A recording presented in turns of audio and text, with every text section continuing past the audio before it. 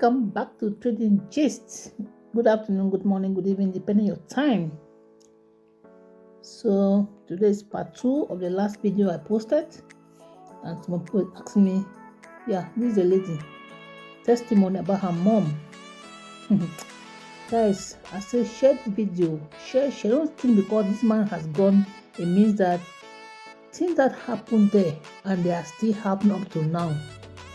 So share and help your sister or your brother out there not to fall victim of all this miracle. Beg. Guys, share.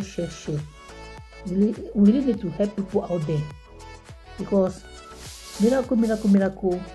You want to stay in a place for 28 years, 30 years, 15 years.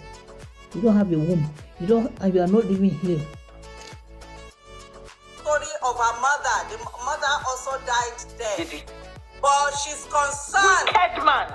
She's concerned that anyone that died in the synagogue, their souls are inside the synagogue. Their soul is not going anywhere. We don't know the technology TB Joshua has used. Even TB Joshua himself, he's still there operating.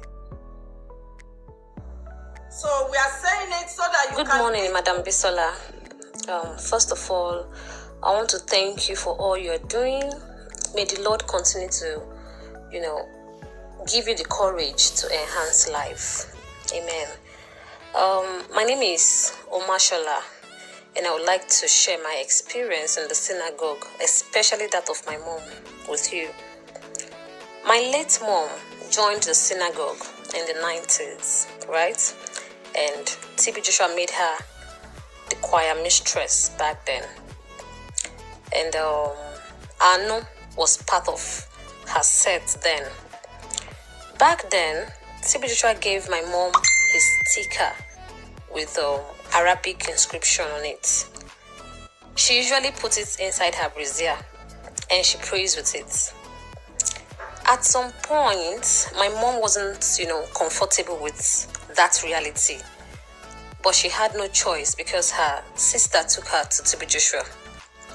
So in year 2001, TB Joshua celebrated his birthday, and my mom attended, and that was her end. Yes. You see, birthday, and it always happened after his birthday. Let me say that was the beginning of her end.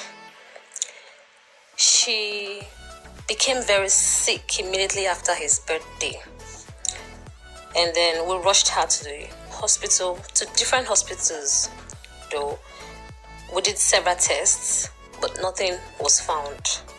And Dr. Faramed, Dr. Faramed advised us to take spiritual measures because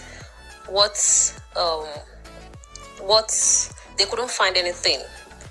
We did, several tests, but nothing was found. So we rushed her to the synagogue church. But unfortunately, TB Joshua told his disciples not to allow us in. We called his number severally. He refused to pick. And we're like, how can you not pick a call from your choir mistress for good 1 week? Because we're calling him every day. Because he knew what he has done to that woman. So he will not want to pick. Hear what Moses Oni said. My childhood friend that we parted ways because he joined Squan in 2013 died 10 days after TB Joshua's death on 15 June.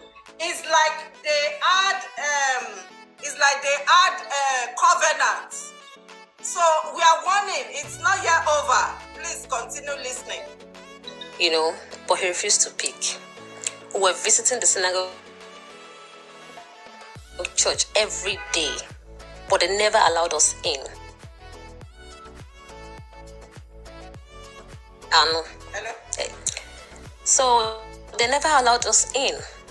So finally, on the 7th day, she died. Before she died, she was showing signs of madness. So we chained her down. Yes.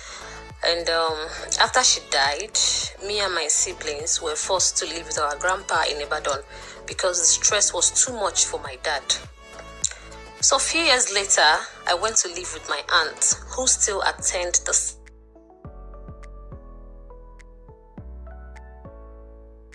of what TB Joshua, did her sister, because she was one for him. I remember then, he was paying her, he was giving her salary. So one day I had a dream while I was sleeping in her house. In the dream, I saw my mom, and she was asking me questions. First,